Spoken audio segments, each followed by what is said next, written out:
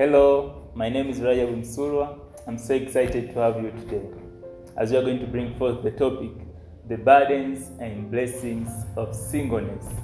Today we are in letter E. Letter E for single stands for expectation, and we are in the last letter,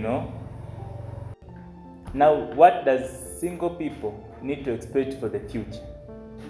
We may not know the future, but we know who holds the future. So our job is to trust to our Maker. When you read your Bible in the book of Philippians chapter 4, verse 11 to 13, Apostle Paul says, I have learned to be content, to live in all circumstances, in hardship and prosperity, in poverty and plentiful. And here I can face everything through Him who has strengthened me. When you read your Bible, of Good News Bible, it says, verse 13, I can do everything through Him who has strengthened me. Now, single people should know, in life it is normal to pass through circumstances that will make them depressed, it will be as a burden to them. But there is time where they can enjoy life with their friends and people around them. Now, single people should know that in life there might be hardship, and there are times of happiness, whereby they can be happy with their friends, happy with people around them. As we saw earlier, that single people should have a large cycle of friends, but it will reach a point whereby circumstances and difficulties also happen to single people. So I just advise you, as Paul advised the church, that we should learn to be content, and we should know how to live in all circumstances, in hardship and prosperity, in poverty and plentiful. And yet, every single person should say, I can do everything through Him who has strengthened me.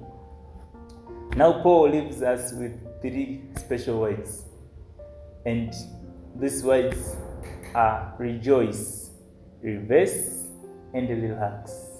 What single people should know is that we need to enjoy life, and enjoy it now. Do not focus on your past experience. Do not focus on your past mistakes. Do not focus on what best did you lose, or what best did you not do.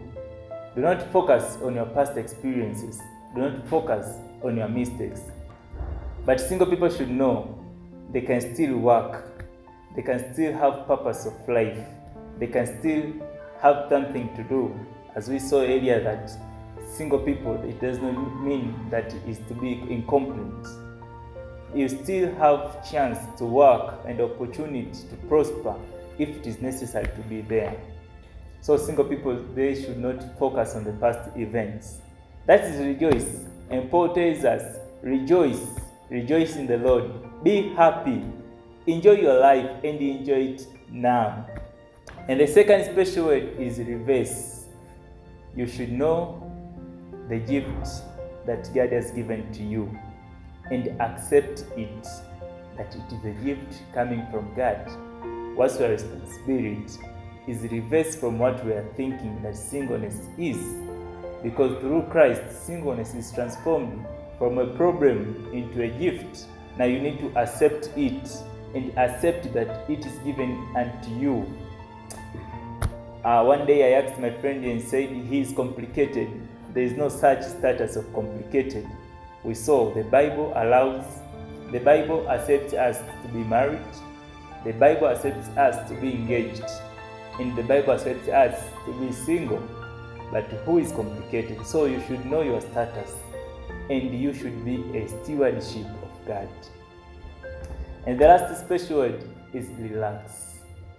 Accept yourself, discover yourself, know of your strengths and weaknesses, passions, interests, and goals, and make sure you work on them. At that particular time of singleness, there is still a lot that you can accomplish before getting into a marriage. I want to leave you with this verse that comes from Romans chapter 8, verse 28. And it reminds us that God is still in the business of finding partners. So whatever happens to you, just know that God is in His work to make the better version of you. Because if you will not know the love of God, it will be difficult for you to know the love of marriage. If God is not preparing you to win the habit of selfishness, even into marriage, you will be a selfish father or a selfish mother. So it's not your work for you to prepare, for you to plan, for you to think and bother yourself about the future spouse and the partner.